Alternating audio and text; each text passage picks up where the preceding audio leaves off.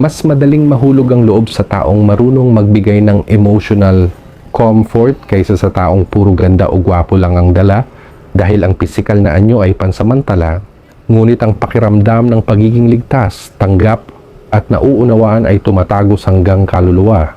Kapag may isang taong nakikinig sa iyo ng walang paghusga, nagpaparamdam na mahalaga ka, at hindi ka iniiwan sa mga panahon na ikaw mismo ay gulong-gulo, doon nagsisimulang tumibok ang puso ng mas totoo at mas malalim.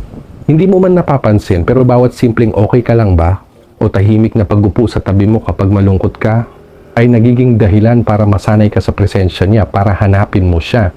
At sa dulo mapapaisip ka, bakit mas hinahanap ko ang yakap ng taong nagpapatahan sa akin kaysa sa titig ng taong maganda lang sa paningin?